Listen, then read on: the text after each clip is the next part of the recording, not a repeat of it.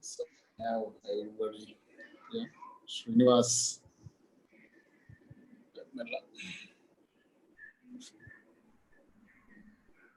What time is it?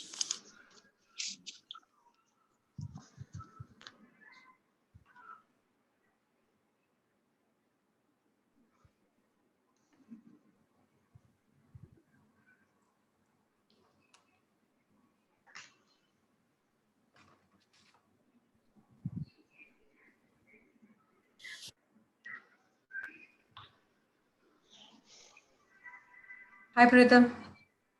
Hi.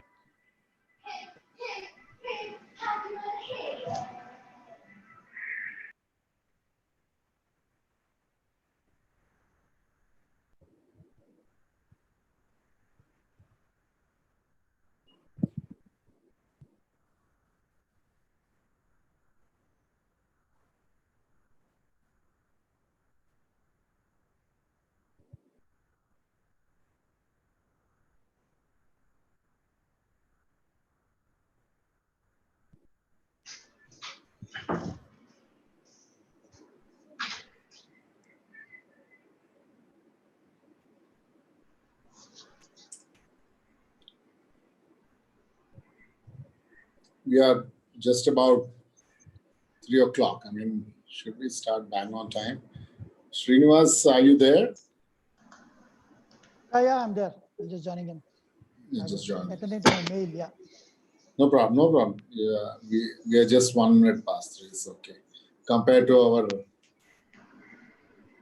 presence, I mean, what we have in our auditorium, we are much on time.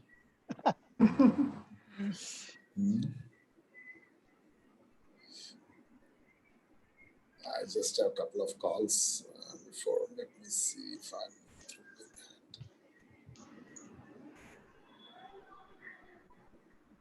that.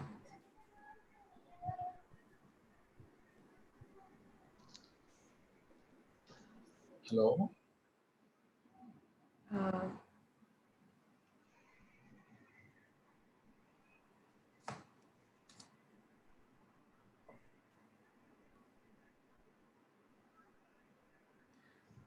Avnish, could I request you to have your phone on landscape mode?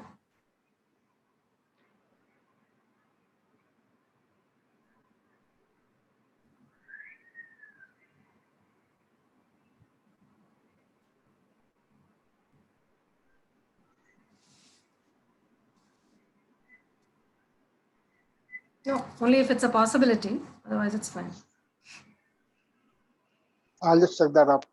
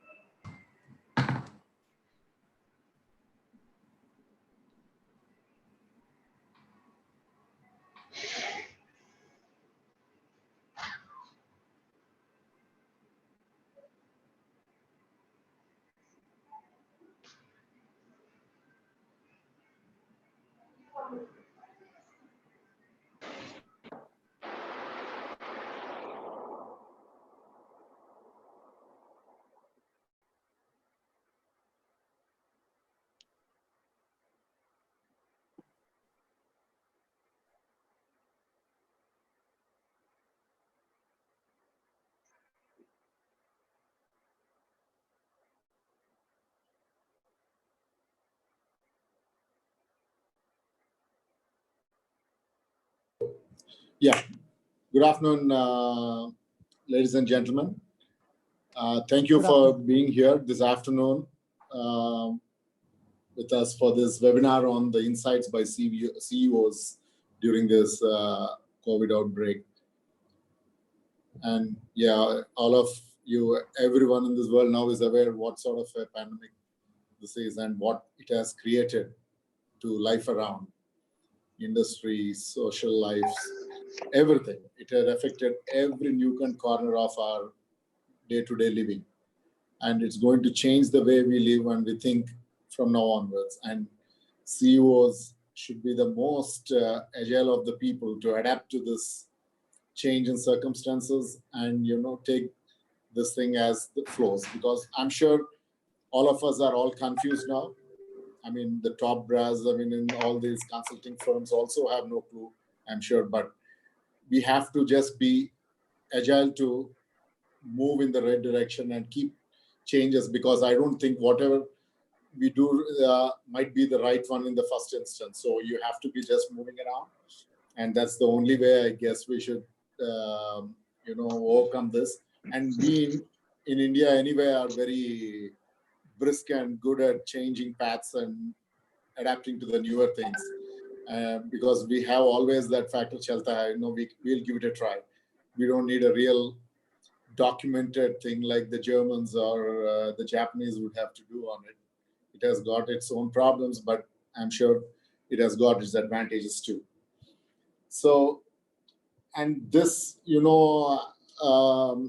are seeing a lot of reports that are coming up from various consulting firms about how the world's going to change and what's it going to be in India, and how the world economics is going to change for the good to India. I mean, we are maybe preempting things, but thinking positively, even if what they say 50% of that happens, we have our hands tied and we are to go full steam and take this to a different levels. Like if you see, we read reports about the Japanese looking for offshore investments, similarly the South Koreans, and from what I see or heard from some reports and some webinars like this, that India is poised to be in a good position along with Vietnam, and of course Mexico being closer proximity to the US, and of course the labor component there being as competitive as we have here in India. So all we need to do is gear up to the situations, and it's more than us. The government also should be in the right track to create the infrastructure required for this, and of course the environment or the social impact around, like some changes in terms of our age-old labor laws and the likes. So it should be a simplified regime, and I'm sure we'll have a whole lot of growth prospects lying ahead of us. It's for us to grab. So as I would see, we have to search for the best during these wrong times. So every disaster throws open an opportunity somewhere, and I'm sure like we are doing these webinars for the first time, and we adapted to it so fast, and we are pretty good at it now. So, and it's not that we would have been doing this if it was not for whatever is happening around in the world. So I'm sure similarly we'll adapt to a whole lot of changes, technologies and all that. So now I see that from our panels, we have got various speakers from different fields. I can see Sam Agri, Mr. Priyatham, and a good friend of mine is MD there. Then Mr. Ramakrishna Reddy, CEO from the sports, and from the retail, we got Mr. Avinash Agarwal from the Jagadamba Pearls. Then Mr. Satish.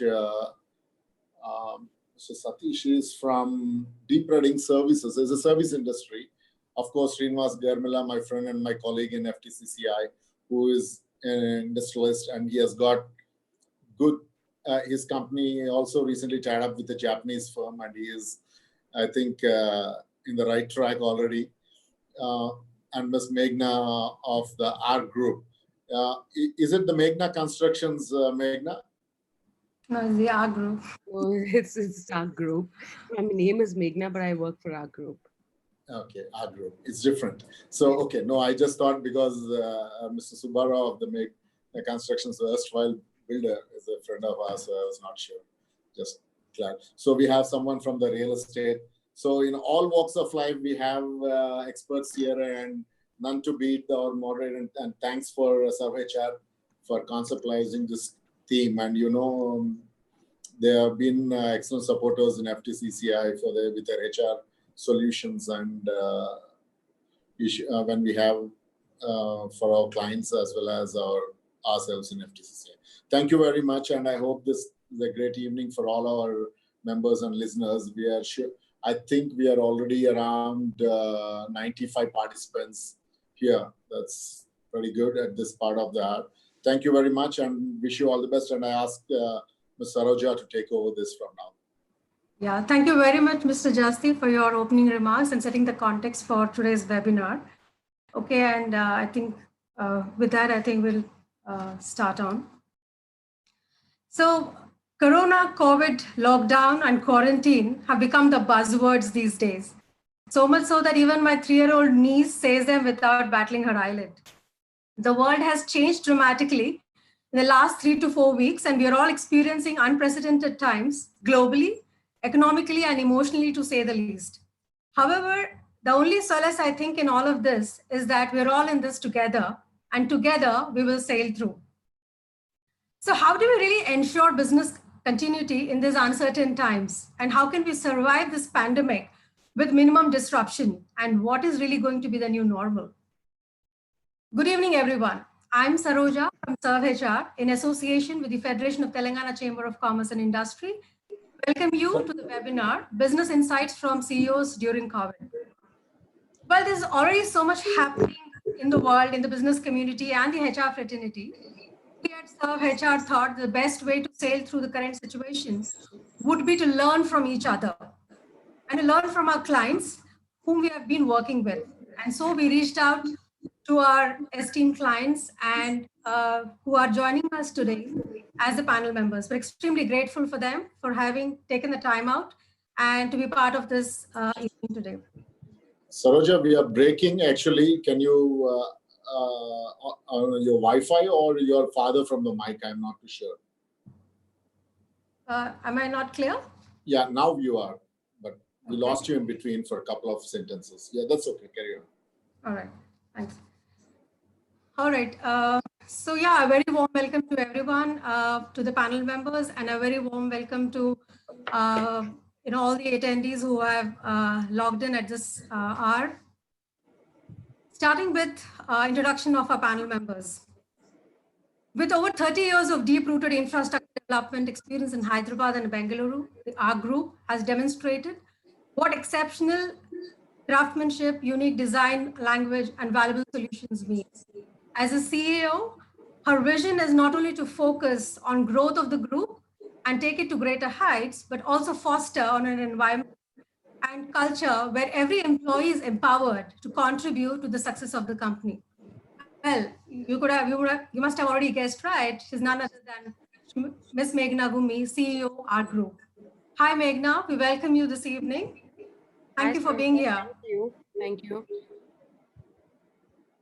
Moving on, 100% subsidiary of Daifuku Limited, Japan, with over 350 customers spread across the globe and manufacturing base in more than 21 locations. Vega Conveyor and Automation Private Limited is a pioneer in material handling automation. The man behind the inception and rise is none other than Mr. Srinivas Garumella, MD, Vega Conveyor and Automation, Chairman of Industrial Development Committee at FTCCI.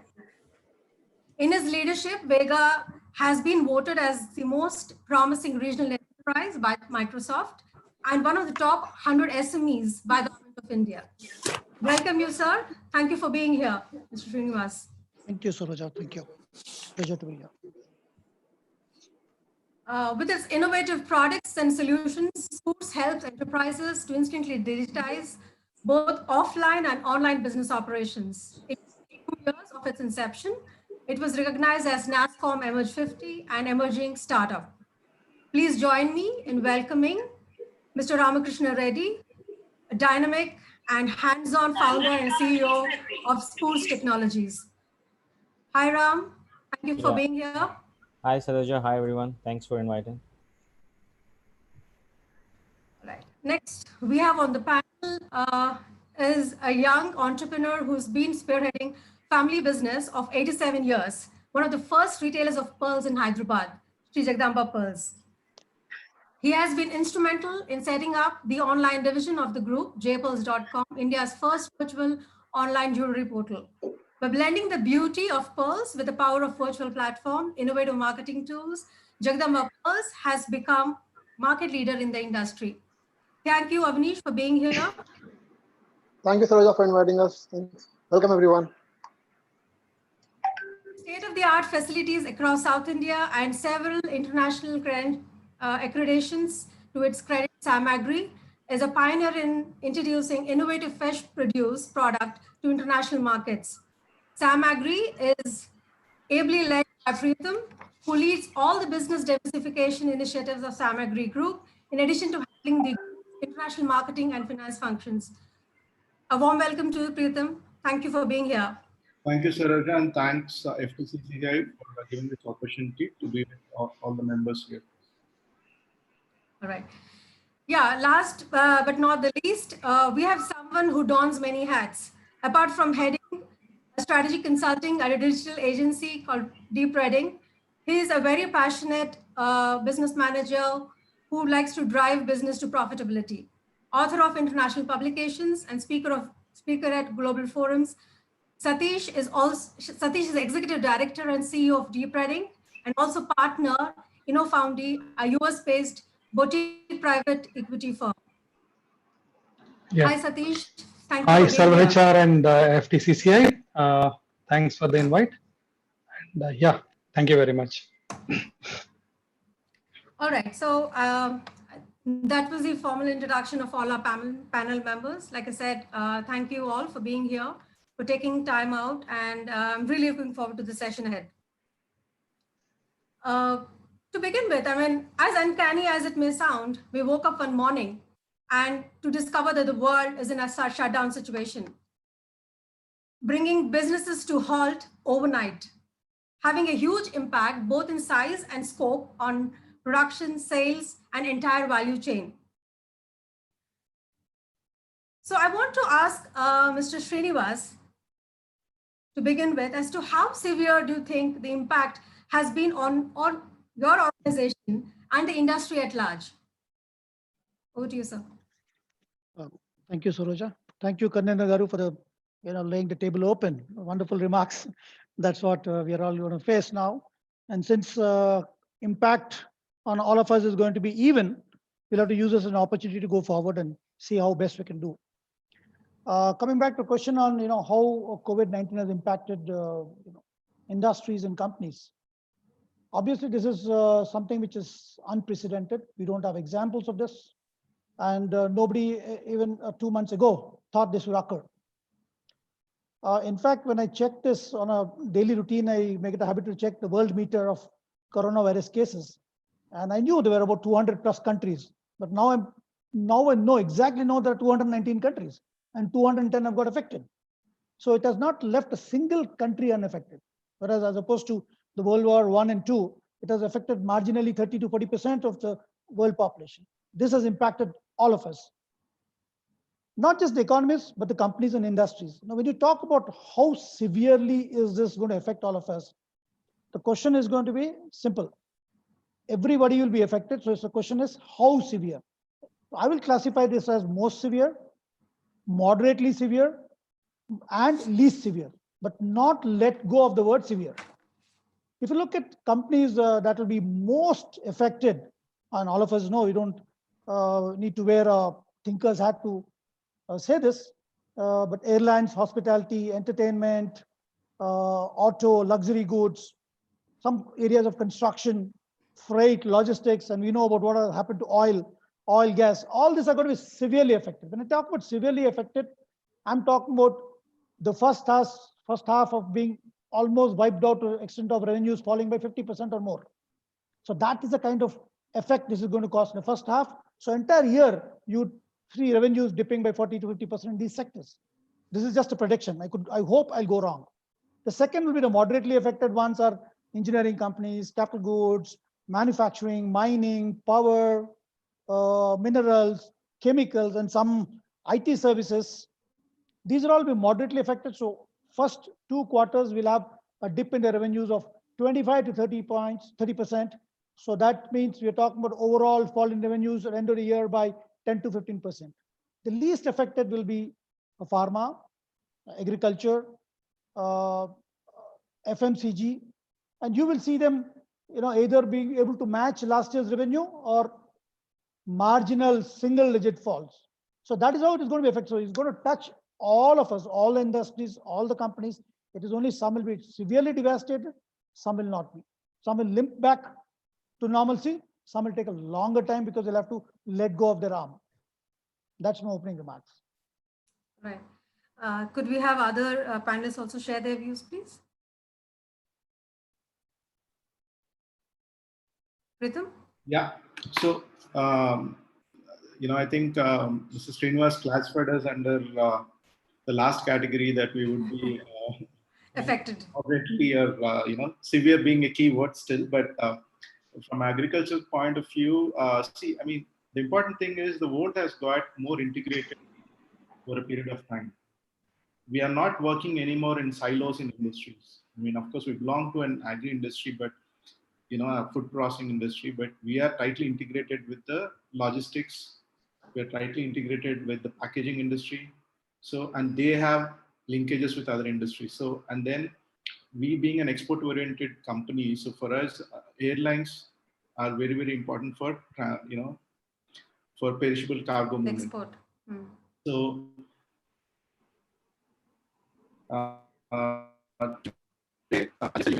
today, yes, we have orders and our customers want, nutritious products like pomegranate, what we do, to be there on the shelves of the supermarket. But today, because the airlines are no longer flying their regular schedules, so we are limited by very few cargo planes which are flying, and because they have to cover their costs, the freight rates have gone up by 3 to 4 times, which makes it almost impossible to move the cargo. So while we have the potential to do the revenue, because we are integrated with some other industry which is very badly affected in one of the 3 buckets, whatever we could put, it's indirectly affecting us.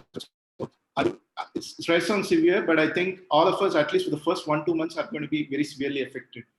That's true. Very primary industry like agriculture, maybe at farming and those industries where they are growing and bringing their output to the market, maybe yes, they'll probably be relatively less affected. But the moment you come into industry, I think because we are all interlinked with packaging, supply chain, logistics, in one way or the other, I think we have to brace for some impact for the 1-2 months before things start to normalize. Avnish, you would want to share your thoughts on this, because retail is one of the industries Sure. hit very bad. Sure. I think as Mr. Srinivas has explained about the impact on the various industries, and I'm sure retail and specifically the jewelry business that I belong to, nowhere going to be spared apart. And specifically, we come in the last part of retail purchase, which is much of luxury goods. So yes, in this last 1 month or odd, where we have been at homes attending many seminars and webinars, one thing that is there that obviously our sector will take about, because it's a last produce sector, it is not something that's going to be a first need of the hour for people. Will take about a quarter or so for us to at least get into a normal cycle of business. And obviously, wedding being the major purchasing segment and time for the entire retail industry, and also as May, June, where the season for weddings have already got postponed to November, December. And even in the lockdown, if we assume that even if the lockdown opens next month, it's not going to be life as normal as it was before. There's a lot of challenges that the entire sector will face. There'll be new ways of which people will have to adopt to reach to the consumers. And yes, but the best part is that gold being an asset class in India, we at least have that hope that It's not as a jewelry purchase category. Gold will be as an asset class, which will actually still stand its value, and the purchasing will still take place, but maybe not at that level what it used to be earlier. As Srinivas said, we will not be, we consider ourselves not to be very severely affected, but yes, moderately will be impacted with retail sector. In retail, the luxury goods and the fashion industry might be severely affected, is what we assume in the coming couple of quarters. Maybe year down the line, we might be able to stabilize things and come up with the new ways of reaching customers. But as of now, for the next 2021 seems to be very moderately affected and severely for the fashion industry and luxury goods for us. All right, sure. Meghna, you would like to add? Sure. So when you talk about the real estate and the infrastructure industry, they're two different, definitely. So when you look at the infrastructure, even if the lockdown is taken off on May 7th or whenever it is, we have timelines to follow. We have timelines that our clients have given us. So that will be affected in a way, saying that what about our labor, or are we going to get material on time? How is it? How are we going to manage our staff or teams or anything? So more than that, I think real estate is more affected, but we won't know that until the lockdown is taken off, because real estate is something, it's a sentiment. Like people buy, people dream that they own a home one day. So till so already people have this mentality in mind saying, oh, the market is going to go down and it's not the right time to buy a house. So I think we'll be affected, but at the same time, we should make sure that we give our customers the confidence saying we are going to deliver and it's not a bad time to buy. So there are many the articles and studies that that came out from ANROC, JLL, KPMG. All of them say that the residential sector might be doing okay, moderately be affected, but the commercial sector, of course, it's interlinked to IT and other industries. And if the US or Europe or the other IT industries are not doing well, that is definitely affecting our commercial sector as well. So they say that the commercial might be severely affected, but the residential might be moderately affected. But all this, again, it is just our speculation. We'll know this only when the lockdown's done and we go out there and talk to our customers and see how they're feeling about it. Sure. Ram, would you like to share your views, please? Yeah, I think Mr. Srinivas and Priyattam and Meghna has actually pointed right right things. I think the impact, I think you can categorize into, while it will all be severe, but I think there are two categories: one short term and long term. Short term, it's I think the impact is almost same to every industry, no matter which industry you are in, except for FMCG. But I think short term, you will see a dip in revenue at least 90%, and that's what we're seeing right now in the last 1 month. Our payments in the last 30 days, our payments were like 6% of the payments have come in, right? And in the long term, it's tricky. I think the reason why I'm saying it's tricky is the uncertainty of what it is right now.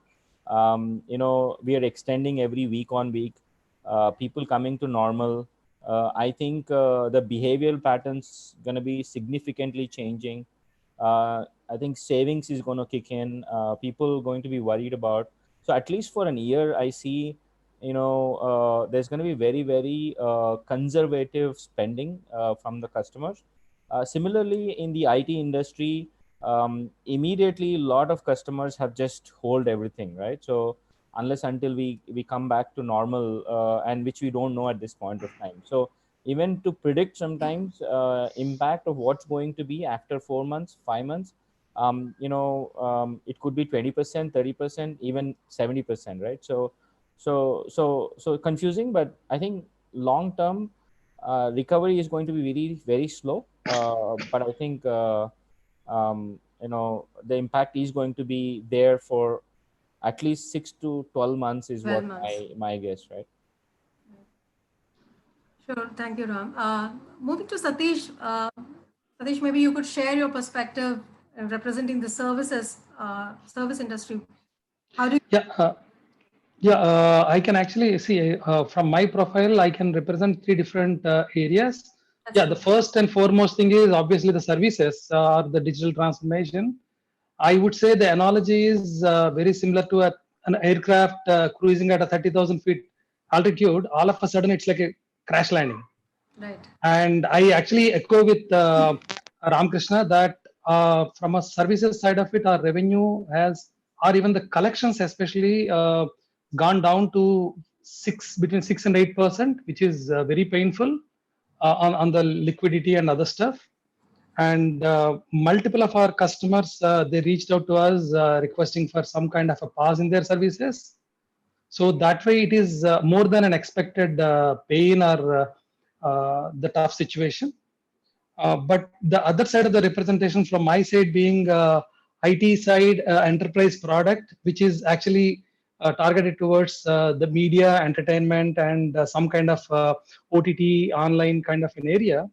There we experienced a little bit of a spike in the overall revenue because from that product implementation, it is all targeted to the number of subscribers, how they watch the video or TV or maybe any OTT platforms. Because most of the people are now relying on news and some kind of entertainment because for them to spend the time at home with the family. So there we see a little bit of spike, but going forward in next a quarter to 2 quarters, even there we see a possible dip in the revenues and the possibilities. And the third area of representation is me being a partner of one of the private equity firms. As an investment firm, we are literally clueless. The reason is wherever we invested, those are actually coming back to us with the new ideas, how to reinvent the cycle or how to offer their services or the products to meet the current requirement and expectation. But none of them are really clear on whether this will work or not. So we don't have the courage to really make certain attempts as an investor now. So we have, that way actually I can correlate with what Srinivas said to start with, but only one industry in the IT product area where the spike we see is a little bit better, but that's not a medium to long term sustainable spike. That will again go flat or go low. These are the kind of understanding that I have from last 4 to 5 weeks of this turmoil. Yeah. Thank you, everyone. Like Mr. Srinivas set the tone at the beginning, saying that everybody is going to be impacted. The impact, how severe is the impact, is something that we will have to wait and watch. And whether it's going to last for 6 to 12 months or lesser or more is something that we are still speculating. And I think, like I said earlier too, we're all in this together. We're still trying to figure out. And Mr. Jasi also said initially that we're all confused at this point in time, and we're trying to still try and understand as to what's happening, and and trying to get a grips on that. Moving on. While I do understand that no one can really prepare for a pandemic of this nature, and how does one prepare for an unforeseen situation like this? Where we were, did we have an option to respond, or we were just forced to react? I do remember that we were still working out of our offices even before the 31st of March. And on 22nd, of course, the Janta curfew was announced, and it was a total lockdown from the next day. So for us, for example, we were really not prepared by any means. We were only sort of taking each day as it comes, and we were thinking that, okay, and of course, we had our employee safety, which was a concern for us, and we were trying to evaluate as to how we sort of sail through.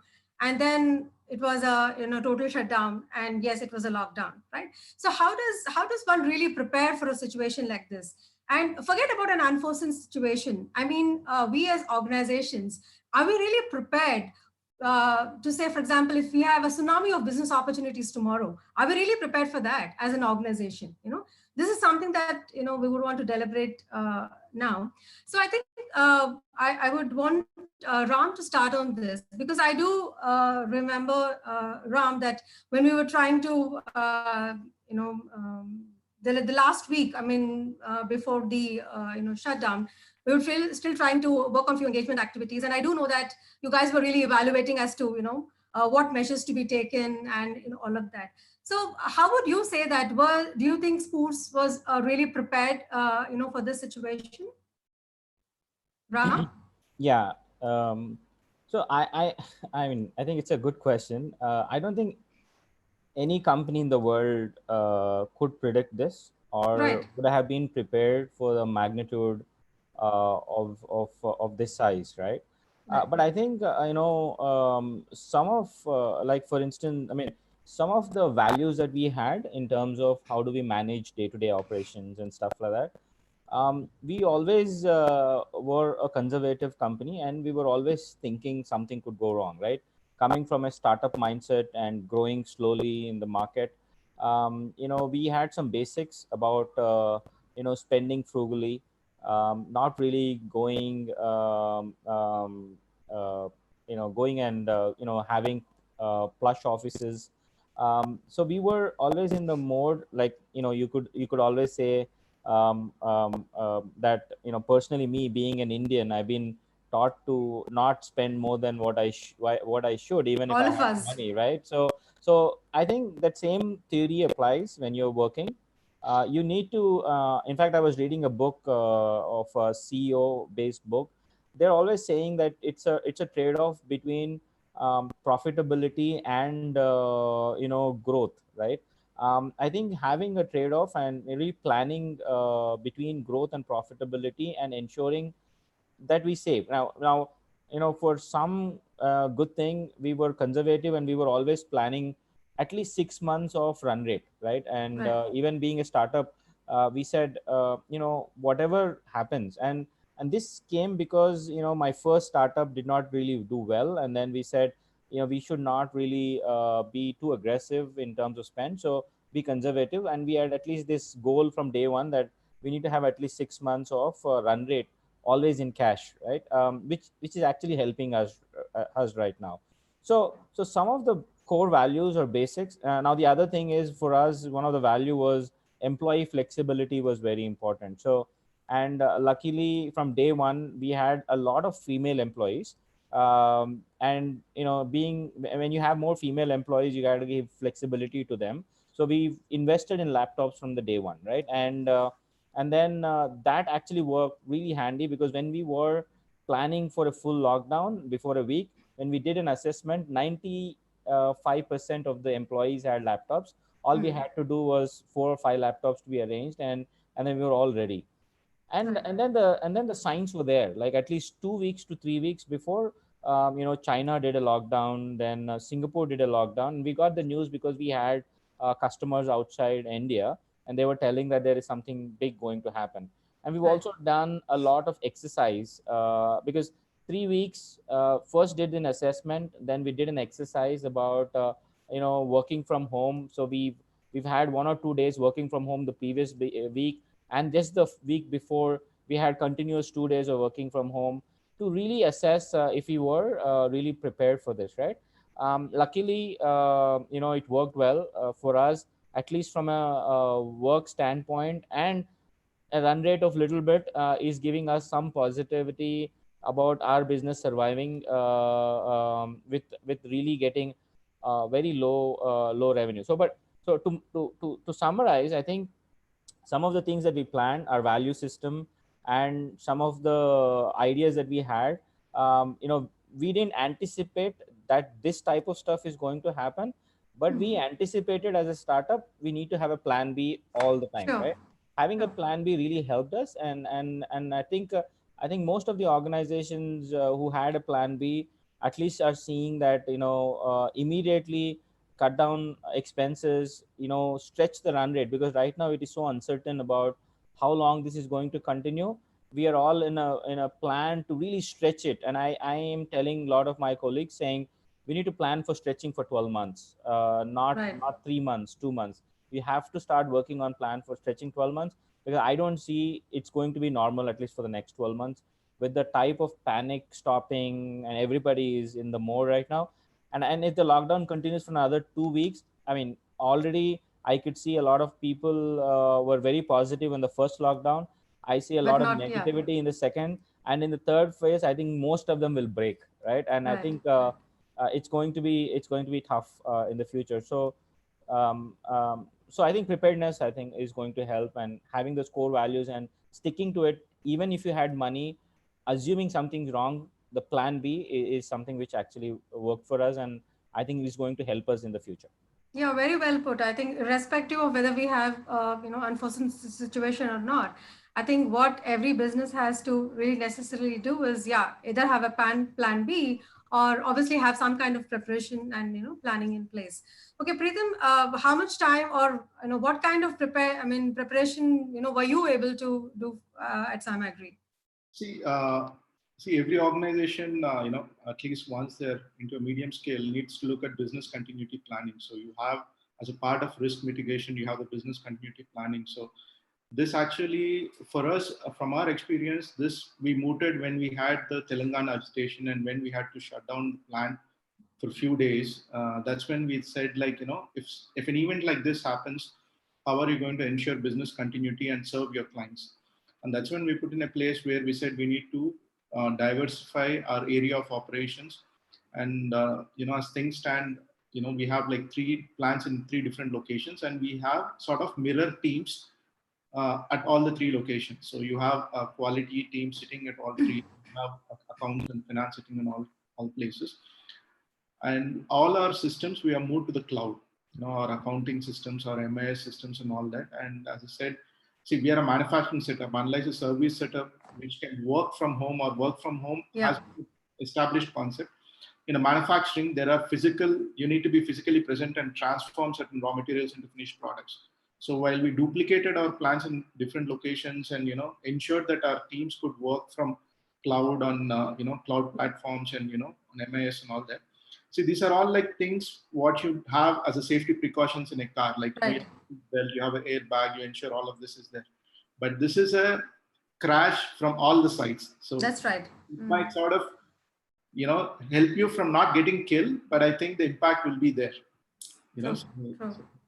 So it's a black swan event. So I think none of the companies, whoever even have the most sophisticated business continuity planning, would have anticipated an event like this, because most of the events are drawn from history and are drawn from a normal curve process about, but this is a black swan event. So I don't think anybody anticipated across countries, across industries. The world, yeah.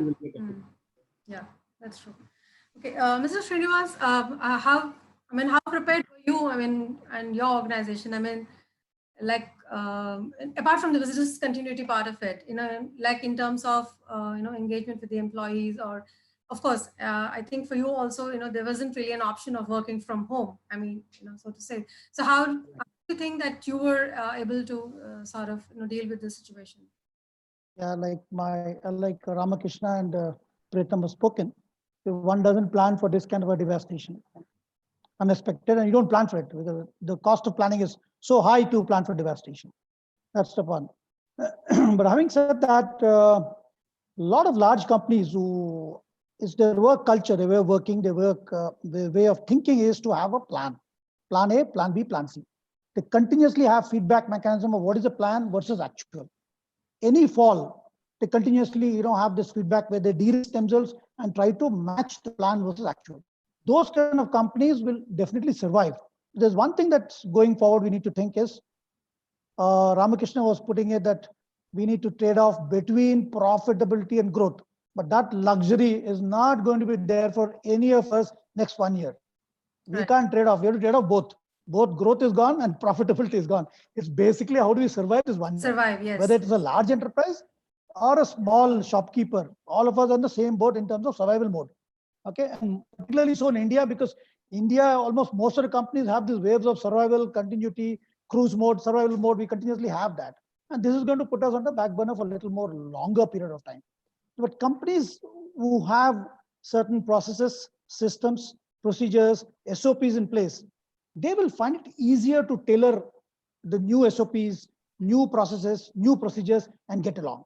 But people who do not have any of these process systems and procedures will actually have to bite the bullet. They'll have a little problem in trying to survive this crisis, right? As far as Vega is concerned, luckily, So for us, for Vega Conveyors, we are a 100% Japanese company now. We sold it off last year. So luckily, this 1 year we sacrificed a lot of our revenue for implementing their systems processes in place. So those things are placed. But having said that, I still can't get my revenues. I still can't get my markets. That's dead right now. Last 40 days dead, and next 1 or 2 quarters will be washed off. So getting new markets is where I've got to be innovative. Systems, processes, all that is there. Very good. I'm very happy about it, that I can float. But where do I get my food? Where do I get my energy and fuel?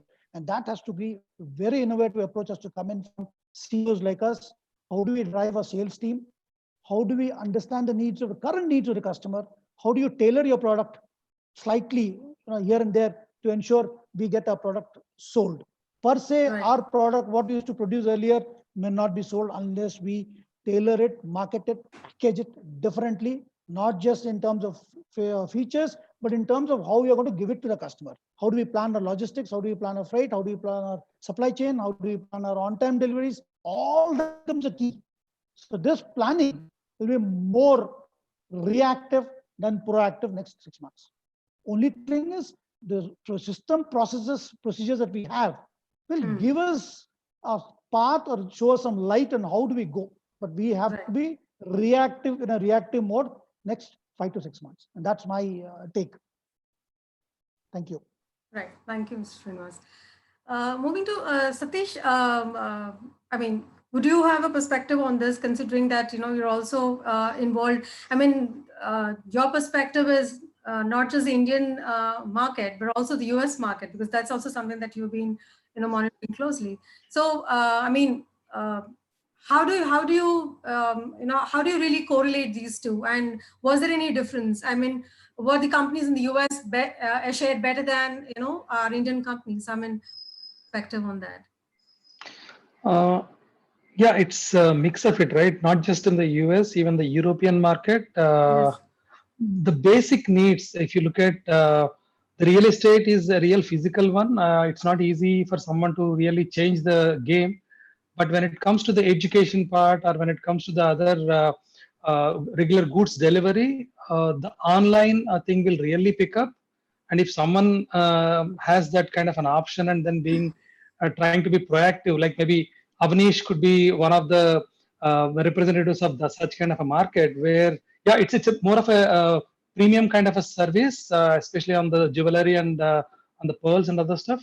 But having a posh or a plush showrooms, we should start thinking about reducing the real estate cost and other stuff, and then start pushing the goods through online. If it is education, online admissions and online classes, like most of the, luckily last 3-4 weeks made most of the reasonable size schools to embrace that technology and then start delivering something. And even on the real estate side, what we are proposing is have virtual site visits and make the prospective buyer really feel that, okay, this is the kind of a property that I'm going to occupy soon. Because as Meghna said, forget about the commercial part of the real estate, but on the residential part of the real estate would see a spike once the situation comes into normalcy, because people now are more keen on working from home, and they may continue to work from home, partially from the office, partially from the home. So they need to have a better residences, reasonably equipped residences. So that way, if some proactive work happens from a real estate side also, will make the market tested nicely and then see how it goes. That way, we have a real positive signs from the North American region asking for more work on the, I would say, majorly on the online admissions and other stuff from the universities, and even on the e-commerce and other IT services or product companies. They are trying to offshore or offload the work to Indian kind of a territory where the language is reasonably okay. They can manage to a reasonable customer support, because stopping the services is much worse than actually running to a reasonable or a mediocre level, right? So, so there is a little bit of a proactive thinking might change the mindset, and now people are very open to embrace something comes out in their way which will solve their current problems. Right. Like maybe delivering the vegetables or fruits to the doorsteps. Now, actually, we have been getting those WhatsApp messages, right? So these are all very innovative and some kind of a proactive solutions. So that way we can think about certain proactive thing and then start implementing. And yeah, few may work, few may fail. But yeah, I slightly differ with Srinivas there being reactive. We have to be a little proactive, but not very aggressive, losing on the profitability or maybe on the investment side. So no major investments, but we should keep trying the tiny steps and then make sure we offer something to the market and get back some result out of it. So that's where I see some kind of a preparedness. Right. Thank you, Satish. Meghna, how prepared do you think was ARC in terms of handling the situation? So Saroja, I agree with all the panelists. No company was prepared for this. We were also not prepared for it, but when we started seeing that, okay, this was coming our way, we started, first was educating our team. So we, like Mr. Ramakrishna said, core values is one of something we pride about in our company. So we started looking at those, and for us, keeping our own safe was the first priority. That's So right. first step we took was making sure that all our employees and the ARC family was educated about what is coming. And secondly, honestly, on sites we couldn't do much, but we made sure that the labor had all the essentials they needed. And when we knew it was 21 days, we knew they couldn't stay there. They would lose their mind without doing anything. So we made sure that they have certain activities, they have some indoor games and some sort of yoga to keep their mind off COVID. And at the same time, we realized that we have, Mr. Srinivas said that we are trying the processes and the strategies make the company to run smoothly. So that's what we've been doing. And now we've got like a whole month to prepare ourselves better. So we've been planning, and all the trainings that we couldn't do when there was no lockdown because of time restrictions or whatever it is. So we're having a lot of employee engagement, and something other than that, what we pride on is being positive. So I feel like our sales team, our CRM team, and everyone has been doing a great job right now, and they keep encouraging our team, saying it's going to be okay. We're all in this together, and once this comes out, as you know, all teams work hand in hand. So they're all encouraging each other, saying let's build our skills, and when the lockdown's done, whatever may come our way, we'll try to handle it in a way that we don't want to lose anyone and we want to keep everyone happy. So I think more than anything, ARC is right now concentrating on developing our personalities, learning new skills, training our employees, and just actually being extremely interconnected and making sure everyone's doing fine. Right, sure. I mean, we really can't be prepared, but what we can do is at least try and make the most of the time that we have right now and get only better through this. Avnish, coming over to you, and of course, I mean, retail, like we've already discussed, but in terms of course, we know that JPulse is one of the online stores that we have. So how was it for you? I mean, what kind of preparation were you able to do? So Saroja, I mean, at least for our end, we have never been, at least in my time of career, I've never come across such kind of a situation where we had to lock down for such a long time. So none of us have experienced this before. So I'm sure none of us are actually prepared for anything of such kind going to come up. But we were, because of my information or the contact, something might happen. So about a week before this thing was supposed to happen, we saw that there was a drastic dip in the customer that are retail stores. So that was one bigger indication we had. And from there we started planning as to how do we go about if something of a similar nature comes up, which was happening in China and other parts of the world. So obviously our biggest, and we were actually planning, March is the month where we generally plan for our inventory for the season that's coming up in the month of May and June. Right. Things come up.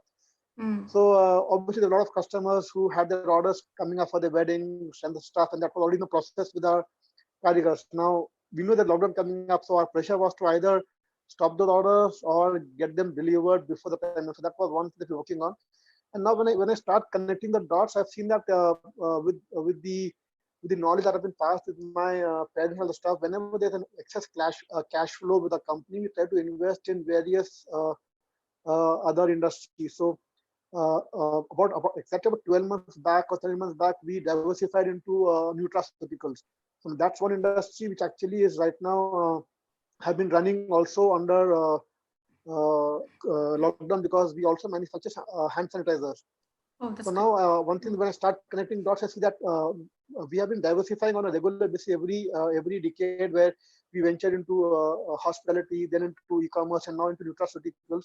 So one thing that I see that there was nothing as a pre-planned activity, but whenever there's an excess cash flow, rather than investing that cash flow on a fancy offices or luxury products or luxury cars, we tend to invest that into more upcoming businesses.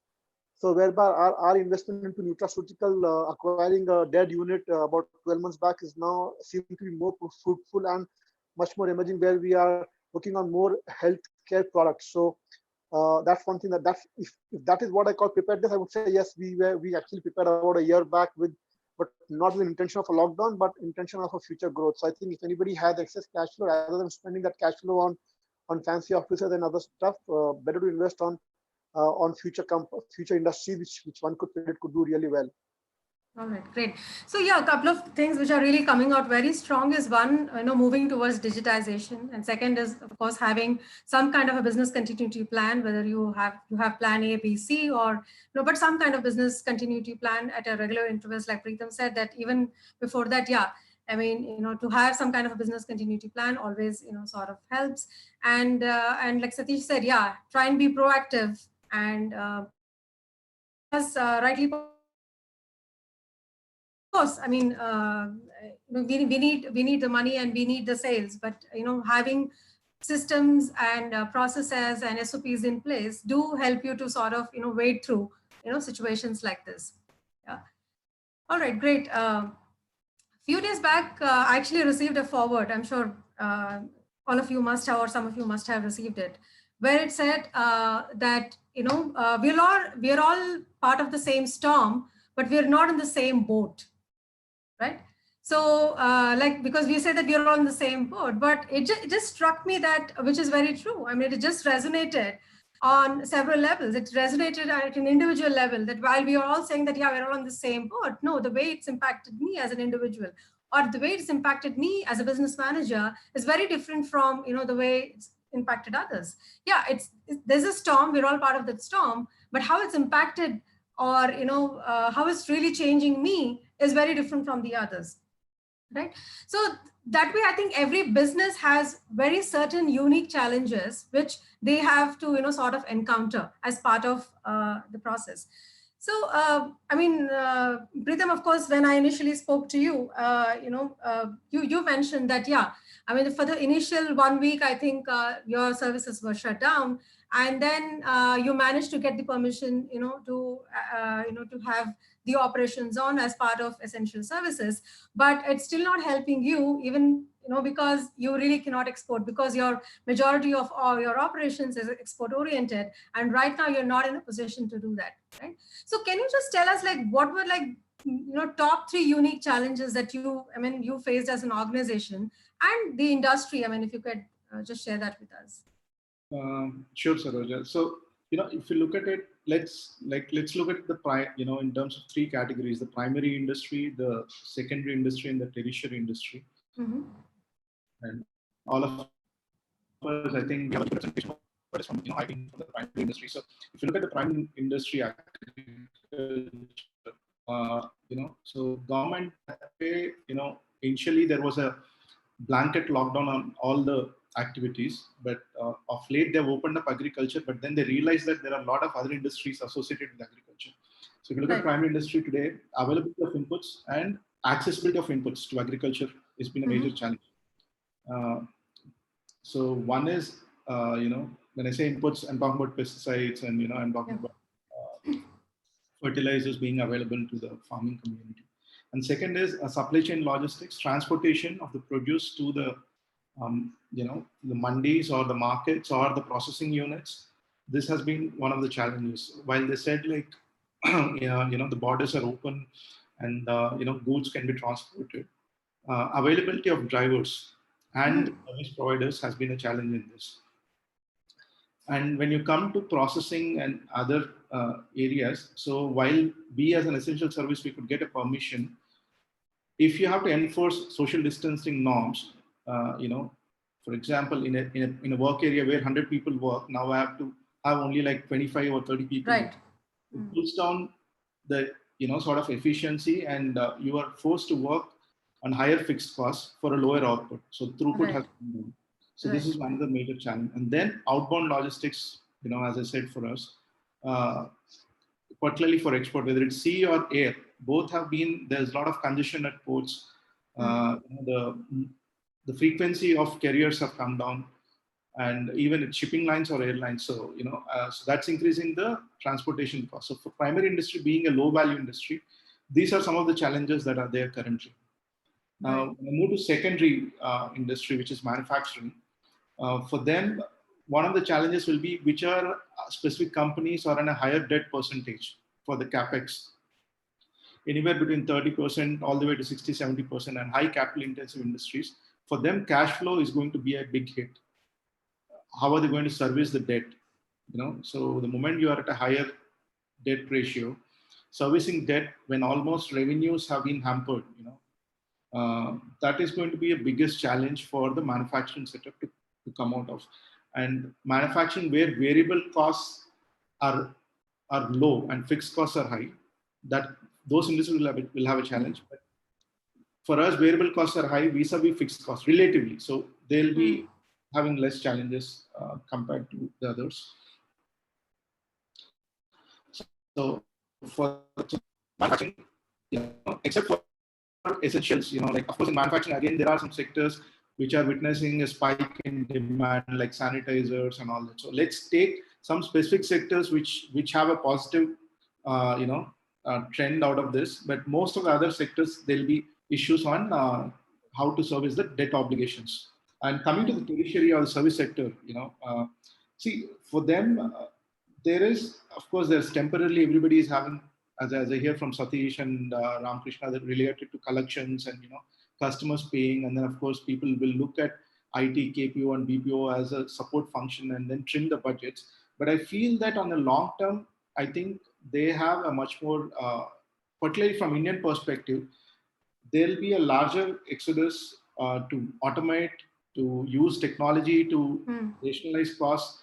On a long term, yes, of course, the next 6 to 12 months will be difficult, but later on, I think IT, BPO, KPO, outsourcing, big data, surveillance, and all this which comes under the service sector, there's a much greater opportunity. The current challenge will, of course, be the high cost, because manpower and the knowledge resources are a high cost. And you have like zero revenues. How are you going to end up servicing these high costs? Your manpower costs, or maybe in service sectors, it's also the real estate and the fixed costs of having the setup.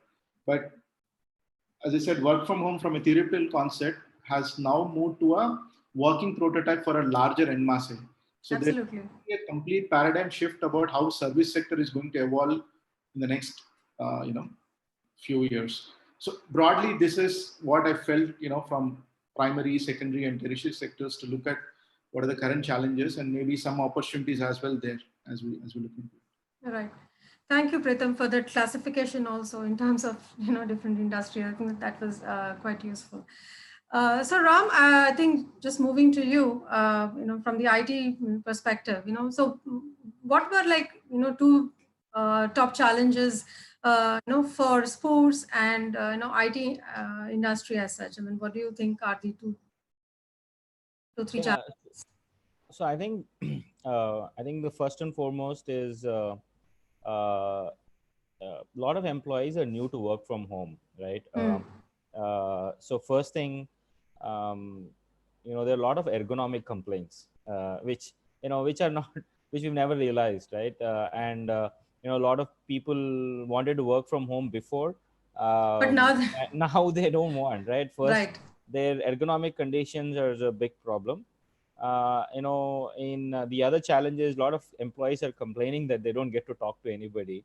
So their motivation levels are significantly dropping, and keeping up their productivity is becoming a big challenge, right? Now, issue resolutions. Now, prior to this, when we used to sit together and discuss and solve the issues, especially, we hired people from tier 2, tier 3 cities. We didn't hire from Hyderabad because we are a startup. Their challenge to technology adaptation is difficult. So just keeping their morale up and these new challenges of ergonomic back pain and everything happening, we've never anticipated that, and we don't know what to really do. The other, I mean, I'm not talking about the other challenges, which I think the finance challenges and everything is pretty obvious, which I don't want to restart. But then I want to bring up something. Then the other thing is now servicing our employees itself, right? The laptops go bad and there is lockdown, and sending people to get it replaced or repaired is actually a big challenge right now. In fact, with a lot of our employees stuck in their states, in their towns, we don't have anybody to really service them. So there is a lot of productivity loss, and it gives a lot of, we are struggling to make them do their work from home also, right? Because there is no infrastructure planned for that. And I think just the revenue itself, I mean, which is a similar, it is a challenge. At this moment, a lot of companies, this is funny because a lot of our companies use our SaaS product, and they're saying we want to use it, but we don't want to pay. And I keep telling, they call me and say, hey, don't charge. I said disable employees, but they don't want to disable employees because they still want to do some work, and they're making them do some work on our platform.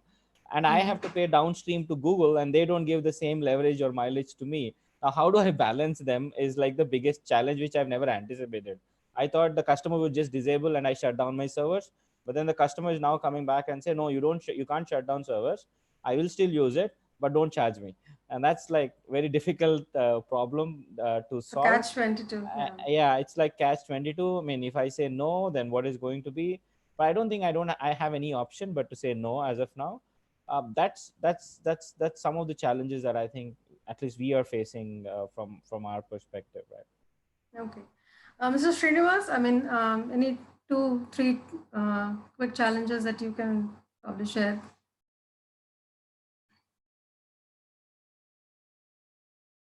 We can't hear you. I think you're still on mute. Yeah.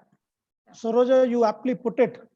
We're all in the same storm, but the way the storm is affecting all of us is different. We're not in the same boat. You're right. See, obviously, for manufacturing, we have this liquidity problem, which will further be compounded because of supply chain not being streamlined. If we give our items to be a vendor who's in green zone now, he could probably be in red zone tomorrow. So getting items out from him is going to be such a big challenge for me that almost on a daily basis, my supply chain team plus the complete top management has to be busy in trying to streamline this. Because I may end up in the shop floor with about, hundreds of products, which is 80% complete, which is a disaster for me. I need to have 100% complete product on the shop floor so that I can ship it. Yes. And then for shipping it, again, freight logistics will be a key role. So cash flow is going to be a nightmarish thing to handle going forward, including the supply chain and on-time deliveries.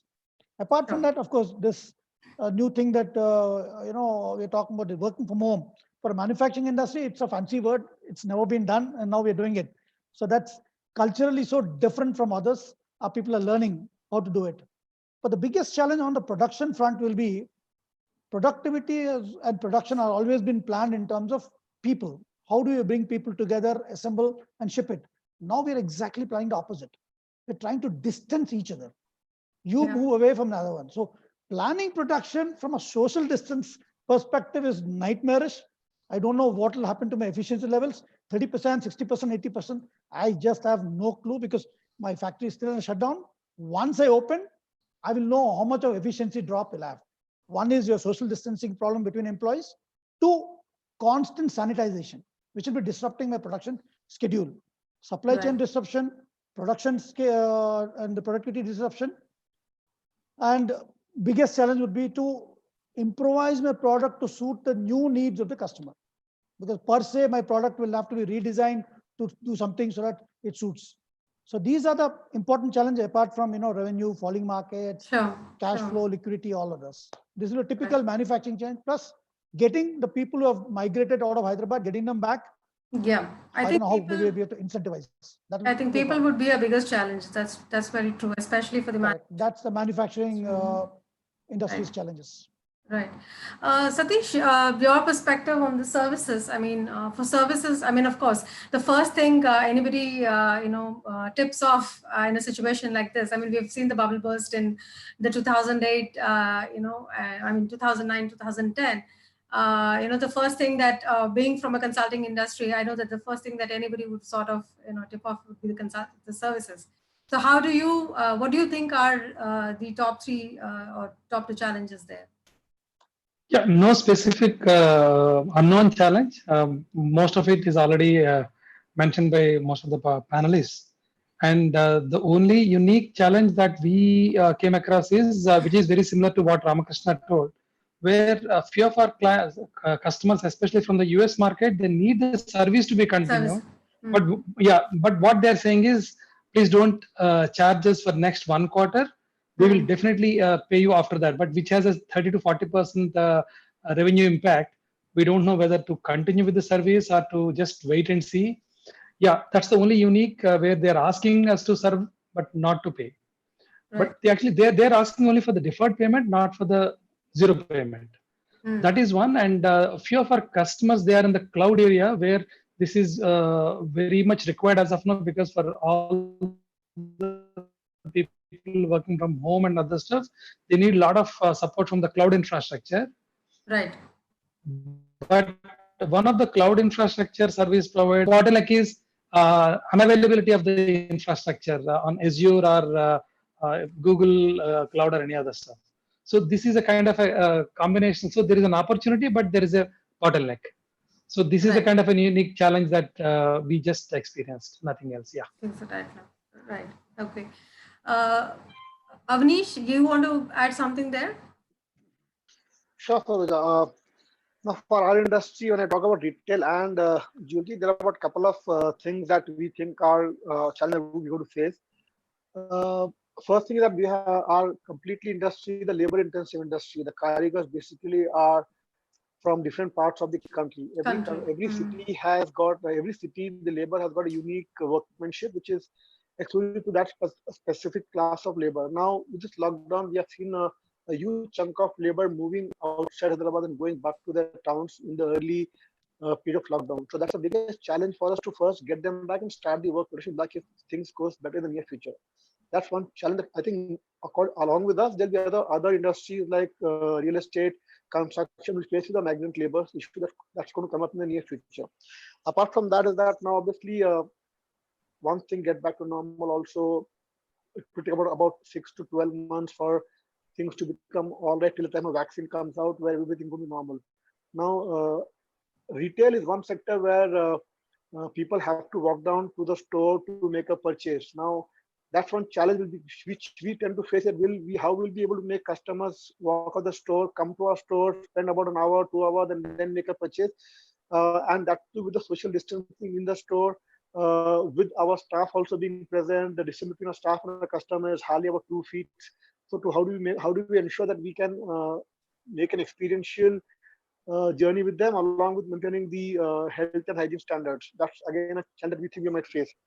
Now, when I come to the e-commerce part of it, where obviously we have been receiving orders because we stopped our e-commerce website for receiving orders from the maybe a week after the lockdown, not in the initial first week. We didn't do that, but in the first week we received quite a few orders. Now, those orders were based on that day's current gold rate. Now, we could not manufacture gold on that time because we could not. Our offices were closed. Now, the current gold rate is almost 20% higher than what I had actually received the order for. Now, when the business starts and if the current gold rate continues, I'm already at this stage of continuing the stuff, and then the gold rate difference on 21 days prior and now it's almost 20% difference.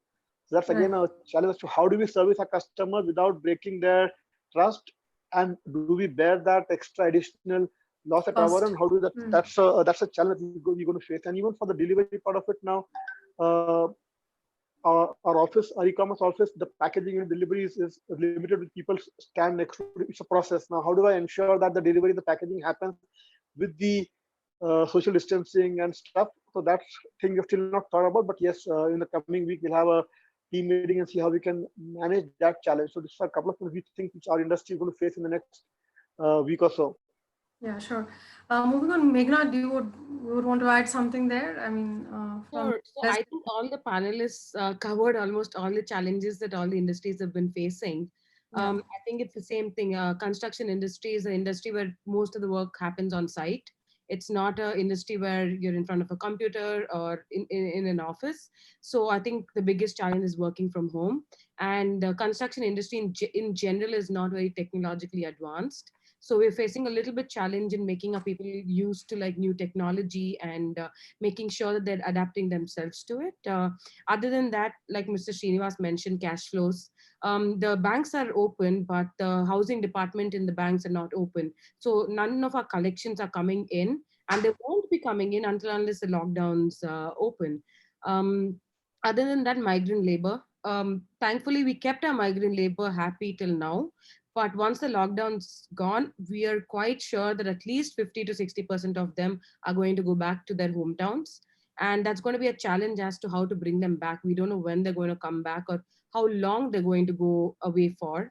So that's one more challenge. And yeah, pretty much everything that everything else is also quite challenging. Whether it's the material, we even like earlier when before KCR said that no work has to be done, when the MHA said that on 20th all the construction work can start, we started getting up saying, okay, we can start a construction work. But if you're starting a construction work, where is the material going to come? Is there enough material? So our challenge is going to be that when the lockdown's done, how much are the material prices going to rise? Is it going to be sufficient? Because huge sites are going to open up at one time, and the demand for the material is going to be so much that we might not get it in time. So that is one challenge that we're looking at. And the other one is all the customers have already right now, residential customers are already like, oh, the prices are going to drop. So convincing our customers once the lockdown's done that the price won't drop as much, keeping our value and not dropping so much, and also making them understand that even though this lockdown has affected real estate, it's not going to be as bad, and that they're not supposed to expect a huge drop in it, and their confidence. I think that is our challenge, and hopefully moving forward, we should be able to convince them that it's going to be fine. Okay, great. All right, I think, yeah, I mean, the challenges are there. I mean, apart from the liquidity that we spoke of, which is, I think, a universal challenge that everybody has, every business has today. But I think what's emerging out is also as to, yeah, I mean, how we, I mean, there's a challenge, but I'm sure that there is a solution. And we really have to, you know, think out of the box to sort of, you know, and actually, you know, find a solution to that challenge. 6 months ago, I think none of us here, you know, who are part of this discussion, imagined that we all will be sort of communicating or, you know, even engaging virtually like this, be it Zoom or any other social platform, you know, that we're talking about. Today, of course, Zoom is sort of become synonymous to sort of, you know, any virtual interaction. So what I've seen is that there's a huge transformation, you know, in the last 3 to 4 weeks, you know, that, you know, we've seen is the way we are, you know, engaging, say, with our employees, our, you know, our clients has totally changed, right? So obviously there are challenges, and then we're talking about something that challenge has sort of,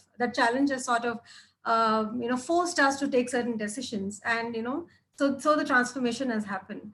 So from that perspective, what kind of transformation and are we really anticipating, you know, say, whether it's respective to your organization or your respective to your industry? I mean, what transformation are we really saying in, say, you know, next coming, you know, few months or so to say? I think I'll start with Avnish on this because, you know, because retail again, you know, yeah, you can't sell because you need to have people walk to your store to actually buy the product. And so how do you ensure that they really, you know, walk up to the store, right? And so what kind of transformation? Because, yeah, I mean, the social distancing is something which is going to be there. It's not like the lockdown is, of course, I mean, it's very easy for human beings to go back very easily. But then I think social distancing is going to stay here for some time, right? I mean, we need to have those checks and balances. We need to have the sanitary measures in place and all of that. So having taken care of all of these things, what are you really think should really transform as far as retail industry is concerned? For this 21 days, I've actually, I think every industry have got new ways of reaching to their customers. I mean, I have just seen my daughter in the last 21 days. Their school have actually transformed into entirely and e-school, where all their exam papers, their notes, everything started coming online. We have, I mean, I personally have never had any such kind of webinar in my entire journey of business. But how many have I had in the last 21 days? The amount of seminars I've attended in the last 21 days, I've never had in my entire journey. So I think this 21 days have actually taught everybody as to how innovative ways we can use to reach customers once post lockdown. Now for retail, as you said, it's a challenge to make people come down to the store, maintain social distancing. But what we have thought is that we'll take a couple of measures and also come up with new ways of reaching our customers. Already we already have an e-commerce platform. Now, as you all know, the change is inevitable. So what we have thought is that we have used, we already have a software which we are using for almost 6 years now, where we track every customer's purchase on a loyalty platform. So now they're coming up with something called the loyalty shop, where based on the customer's past purchasing patterns, we are developing a separate e-store for them, which they can access any given point of time, which goes as a link to them. And when they click on that link, they see the past purchases with the product history and also a recommendation based on the past purchase history. And also they can also reorder. So we're coming up with that one new. Plus, we also have told our entire team, because to be in touch with the customers, check for their health and safety. So we have actually started generating inquiries for various products during the lockdown. Now what we're doing is that let's not just generate inquiries, we're also trying to see, can we confirm those inquiries into confirmed businesses. By we send them an entire catalog where the customer chooses the right design. Okay. We tell them that the design will get confirmed. Once the lockdown opens up, we'll send you the physical product to your house. You choose, you confirm that, and then you can have the final transaction of it. So I'm sure, even because they are very skeptical to come outside their house after the lockdown opens up, and we also do not want to take that risk out of it. So and apart from that, we are also I'm sure Mr. Reddy will be helpful that everything is going to get digitalized. So why not we come up with something as virtual stores, or use artificial intelligence, or use augmented reality as different platforms to reach our customers and show them the product in live, which they would actually see at the physical store. So these are the few things that I, along with my team, are working on to see that can we use these products post lockdown. So I'm sure digital and technology is one thing that every industry will have to adopt. Every industry will have to find ways around it. If not fully work around it, but actually see how they can club it with their existing processes, products, or systems, whereby it becomes easier to reach your customers, easy to access your entire process system to develop it, so that you do not only depend on their old processes. Now, what we have also done is that we have, as jewelry is more on trust basis, so we are working to develop a trust among customers that our stores will always be hygienic, will be sanitized, and all the measures post COVID will also be taken care of. So these are the few measures that we are trying to see and transform ourselves more onto only a retail to a completely omni-channel situation, getting into all the platforms that we can work around. Are trying to see how can we transform ourselves from just retail or just e-commerce to an entirely omni-channel with AI and AR as well. I think that's one thing that we're going to move forward with. Yeah, I think, we've been all talking about AI for a longest period of time, but I think it is becoming the reality right now. And especially you spoke about augmented reality. And I think that's really going to be the way forward. And I think it's becoming the need of the hour right now. Any other panelists have, any other insights to add on this as to, what kind of transformation are you sort of bringing about, say, Satish, go ahead, please. Yeah, so especially on the transformation side, I see the kind of analogy again is the demonetization happened 2-3 years back or 4 years back, how people really came up with the different solutions. For example, digital currency or digital cash, whatever it is, and it gave rise to certain opportunities for some of the people, right? Or Right. some of the solution providers. Similarly, in each and every vertical, people won't keep quiet. They will come up with certain solutions. They transform their business models, and they actually reach the target customers in a much effective way using the technology. It could be digital form or any other technology form. So I'm pretty sure we as human beings, we are very innovative, very optimistic. We try our level best, though it has a medium to longer term impact in terms of all this. Just to give an example, as I mentioned in the real estate, virtual site visits will definitely happen very soon. And when it comes to the e-commerce will really fly, like go up. And the consultancy, virtual consultancies will start working out.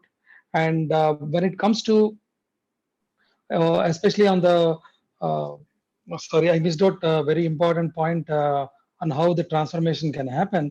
The services can be outsourced to the near shore and then get the things done and everything. So most of the people, they embrace the new technology and then they get into the digital form of it and then reach the audience. And not just that, for example, a medium to long term, the automobile industry will see a spike. The reason is the social distancing will continue for next 9 to 12 months. In that case, the public transportation may be whoever can afford a two-wheeler or whoever can upgrade themselves to a four-wheeler, they keep purchasing either a second purchase or second sale or a first-hand automobile or a bike or a car, and then they keep using that. So that way, certain industries will see certain benefits or some kind of a business opportunity, not immediately, at least from September, October kind of a time frame. That's the transformation. At least I foresee people will get into. Sure. Yeah, Pritham, please go ahead. Just I'll speak about one coming from a banking perspective. Also. See, financial transformation across industries is something that might happen. See, as I was saying, capital-intensive industries, particularly manufacturing or even from that matter, real estate and infrastructure, which are capital-intensive and depend on debt. See, so far, none of the banking sector across the world has ever seen, that all the sectors across can be affected. And this pandemic has sort of opened it up that there is a chance that across industries, across companies, and across countries, there'll be a situation where the revenues will be nil for some time. And how do you address debt obligations and fixed income obligations during this time? So there's a big transformation that needs to come around the banking and the debt sector and fixed income sector, whether it's terms of insurance for situations like this or reinsurance for banks for these situations. So this is going to be one of the important transformations. This event, like this Black Swan event, is going to throw up for the international banking community as a whole. Right. So how do you deal, because industries are constrained by cash flows, how are they going to service fixed income? And then, so this is something that will be addressed and that will be taken up at a global level. Yeah. All right. Yeah, I have one point to add. Sure, Ram. Yeah. So actually, this is something which I want to share because one of our customer has thought about a very unique way of, they are into apparels. So where they have stores, where people come and visit stores to buy apparels, right? But then they are now planning to use technology plus, the personal visit, right? In the traditional way where you used to have this bicycle guy carrying clothes and then, showing it in your house and you buy. I think that's exactly what they're trying to do. They're now using a mobile app with the catalog, but they also have physical clothes to show the quality of the cloth, and then they're immediately placing the order on the fly on the mobile app, and then they are having a back-end processing which actually delivers the order, the entire workflow. So if you look at the way they've come up with a model where they have this personal touch, technology, and physical together. So all corners of their need, a human need, is being kind Met with. of met with, right? So I think people have been coming, and we're happy to see that technology, and these are the models that will emerge. And I think there are more and more models in this case would emerge. It's just an example I want to give. Yeah, sure. Yeah. And Great. just a couple of points I want to add, Saroj, just a couple of Yes, points. please. Yes, please. Post-COVID transformation for in the manufacturing sector will be a lot of companies would like to automate their processes to reduce the dependency on people. That is one thing which is going to be given. Second thing is product innovation, because the consumption patterns the world across will change.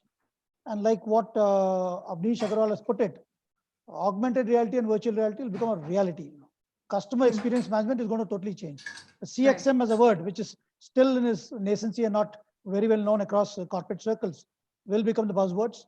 Customer experience management, people don't have to travel, they experience through technology. So people who adopt technology are nimble-footed, can transform, metamorphosize into a butterfly a couple of years down the line, because overall, if you look at 10 years context, businesses would have, the landscape would have totally changed. That is my conclusion. Right. Sure. I'd just like to add one point. So I Yes, think Sumit. from my perspective, looking at real estate, I think it's a sad truth that everyone thinks that real estate is just having a piece of land and building something on it, and forget how much process goes into it. Everyone looks at real estate saying, okay, I have a piece of land, let me just build something on this. So the transformation I see going forward is that people are going to be more careful. There's going to be a lot more market research, a lot more market studies that are going to go in. So far, it was just going with the gut or going with the instinct or looking if the area is good or it's a hot spot in the city and things like that. But something like COVID, when it hit us, we realized saying you can't always go with your gut. You need to transform the way you look at how to invest and how to where to invest.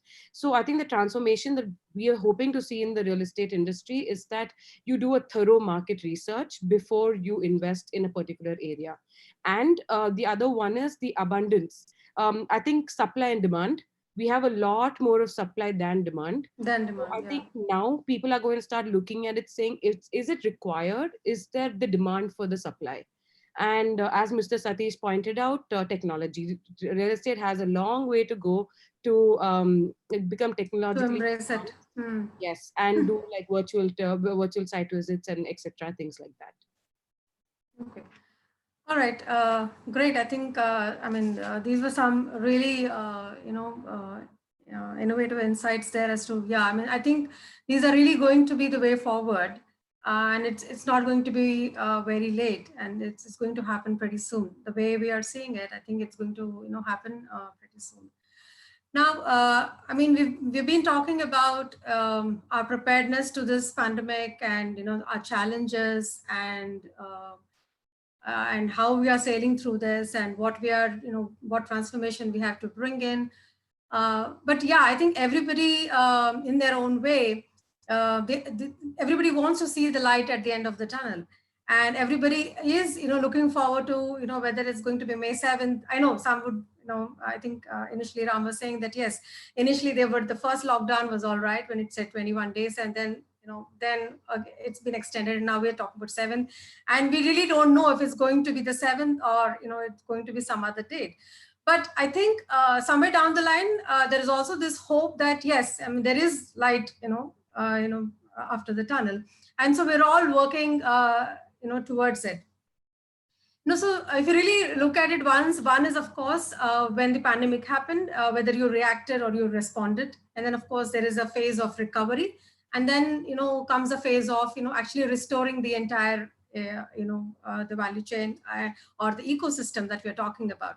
Right now, of course, the first 2 quarters are lost on all of us, all the businesses. There's no brainer there that nothing. First quarter was anyway over. The second quarter, of course, there was nothing really happened.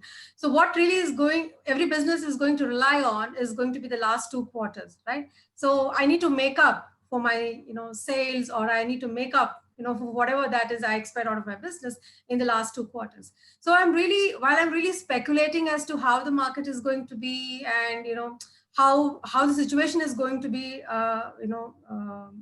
post-COVID, and while we are all confused, but then we also want to have some kind of a way forward, right? So what is that way forward you think is going to be more relevant for us? I think I would want to start this with Satish, more so giving us again the perspective on, because Satish, you've been involved in acquisitions, the recent acquisitions being one of the IT company, and then of course the digital media company, Deep Reading. So from the investor's point of view, so what do you think, how do you think the market is going to really, sort of open up? What is the way forward going to be?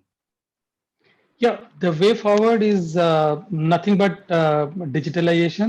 We have to use the technology and then make sure our brand visibility, our reach, everything is through the path is only internet way. There is no other way, because medium to long term we will have severe impact in terms of the physical kind of meetings and other stuff. So everything has to be digitized, right from the real estate till any of the piece of the service. Yeah, and mainly the supply chain side. I'm talking from a retail side. Supply chain and all still be with the online experience, whatever the experience management that Srinivas talked about. So once we have that in place, and then the delivery should happen to the footstep of whatever the doorsteps. And we, from a digital marketing and digital transformation side, currently we are the maximum negative hit kind of a verticals. But going forward, if the entire marketing is getting into the normal situation, this is the area which will really pick up much faster. The way we have seen the 35,000 feet altitude to a crash landing, and if market picks up, this is the one which will be taken off much faster, and it will go high. So everything is on the digital side of it. And on the investment side, most of the investors are now waiting. They don't really want to give any kind of an assurance, even on the confirmed investments. They will wait and watch about how market is getting transformed. Based on that, they'll push their funding or whatever it is. Or they may even ask for some of the companies to try run with the current cash flows and other businesses, and then try getting into the next league of the digitization. So this is the kind of a market I see the future of it.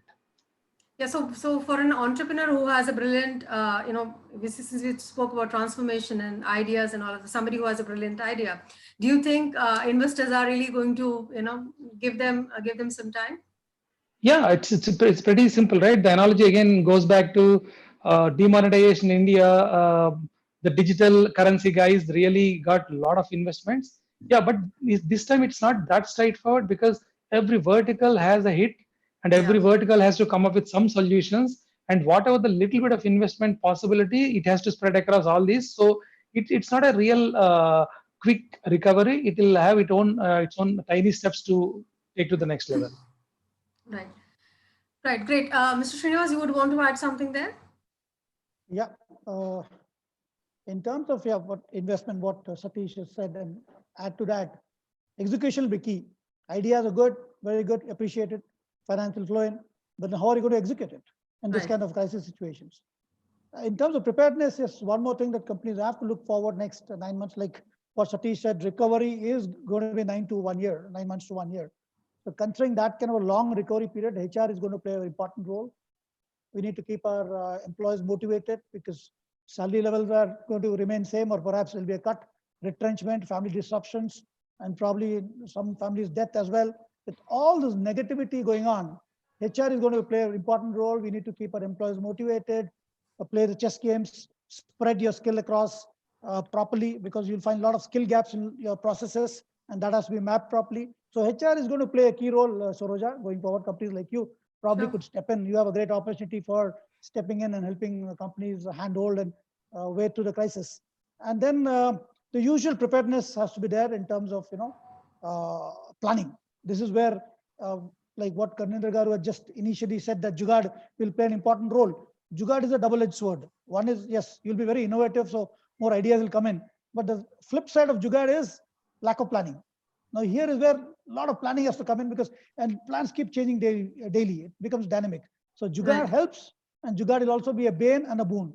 So this is what a fine balance the CEOs need to figure out: sacrifice growth, sacrifice profitability, survive, transform, become a butterfly. That is my lasting word for the CEOs. Right, great. Maybe we can have a quick, insight there from all of you, so that we all know that we've got all the markets that way. Avnish, you would want to go? Just to add to what just Mr. Satish updated on investment part of it. Now, as we know, what we in retail, at least, it's digital that will transform. So we need to see how tactfully can we invest invest over there in that part. More than that, investing in the technology part, we also see how to invest in people to understand and adapt to the technology. Now, it's not the right time, or it's not the right thing for a company to have new people coming for the new technology. It is to how we can see how we can make our existing team adapt to the new technology, upgrade them to the new technology, or if you're moving from getting into an AI or an AR, how can we use existing? So that's a big challenge we're going to face in the stuff coming up, and I think that's where, as Srinivas said, HR plays a very key role as to see how we can map people's ability to adopt the technology and how we can map to them to that specific stuff. So I think SarvHR will play a key role for us in our sector as to see if you're investing in new technology, how does our team cope up with that new technology, or are we? That's one thing. Second thing is that as for our sector, there's a lot of cost also involved, and we have to ensure that the cost keeps going for the next for at least 1 quarter. So how are you going to sustain that cost and not retrench any staff, keep them motivated, and still ensure that our trust with our customers is maintained? So that's one thing that's going to be the next 1 quarter work for us. Right, sure. Ram, one quick thing from you. Yeah, I think, recovery is going to be slow, but I think it's going to really change. There will be opportunities. I think technology is going to play a key role in terms of making things, but I think it is also going to be balanced, right? Like, while we are humans and we always need that physical presence. It's nothing. It's even technology comes in, it's just not going to change the landscape. You need to have both the models. Like, this is plan A and plan B. You need to have a model where people would feel it, and then there are also people who would want. So only one thing won't work. I think both the models should be there, and that's where you will get the advantage of really recovering. It's not one over the other. I think each of them will have the same place. Yeah, I think that's a fair point. Pritam? Yeah, so, I'll just say from an actions perspective, I think most of them have said one or the other, so there'll be more collaborative tools, remote working, digital, cloud, AI, and for industry, robotics and automation, get less, dependence on people. So these are all the actions on which people will work. But I feel from a philosophy perspective, I think, any decision that I do, I'll start to look at resilience and agility of the decision. Absolutely. These are the two things which we need to balance, whatever decisions we need to take and transform, how resilient we will be because of it. And at the same time, is it going to help increase agility as well? They look opposite, but how are you going to balance and move on? At the end of the day, as Ram was saying, humans at the end of the day need to still travel, explore, eat out, entertain, and experience. So I don't believe in a full digital world. We need to physically see, for example, waterborne diseases was a major thing. So people invented mineral water, and we are still traveling, and we don't worry about whether water will be there bad or not. So I don't know, somebody will come up with a small insert in your nose, and all your outside. I'm just imagining. So because as people, we still want to go meet. I want to come and meet all of you. Absolutely. Yeah. So something like, so it's, I don't believe that we'll be living in a digital world. Of course, digital will be a tactic, but it's not a long-term strategy. So. Sure. All right. Meghna? Just a small quick thing. Also, when we're talking to our friends in the real estate industry, I think almost all companies most companies have come up with schemes, how to attract their customers, or how to get rid of their inventory in the next 6 months. Like, we know it's going to be a slowdown. Changing the perspective of the customer is also not going to be easy. So I think everyone's just bent upon clearing their inventory in different innovative ways with new schemes and everything. So I think the market, we are hoping, we're looking at it as a positive, we're having a positive outlook, and we're hoping that in the next 6 to 8 months, we should be back in normal. And I think real estate usually recovers a little faster, and it's more of the dynamics as to how people think. And at the end of the day, everyone wants a home. Everyone wants to have a house. And especially now, since work from home is going to become a thing, people are going to look at a house of more of a need than it usually is. They would want their own space. They would want their own area that they're comfortable in, that they can work from home from. So we still are having a positive outlook, saying it will be fine in 6 months and we can get rid of our inventory. But we might not be able to launch new project in the next few months. Right. All right. Great. I think we covered all the views, right? I mean, yeah, I think this is some of the things which are sort of emerging from our discussion this evening, is that what we're essentially talking about is, of course, keeping our costs low. Should we be investing on infrastructure or, digitization? That's another view. Of course, engaging with our, clients and our employees, having that element of empathy. And more than ever, I think this is a time when organizations need to show empathy and engage with their employees and customers with transparency and clarity. I think these are some of the thoughts that have sort of emerged out of the discussion today.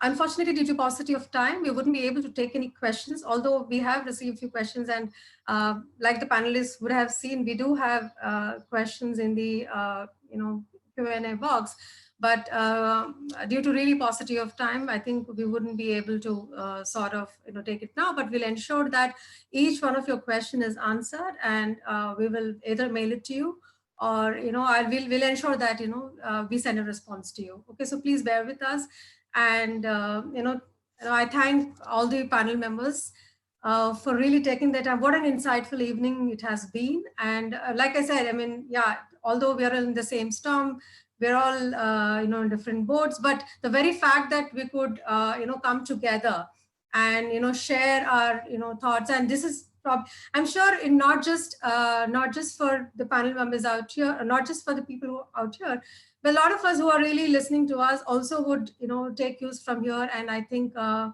mean, that was the objective, to actually learn from each other. So like every setback in history has, paved way for a greater comeback, whether it's been the Spanish flu or the Hiroshima bombing, like the saying goes, tough situations don't last, but tough people do.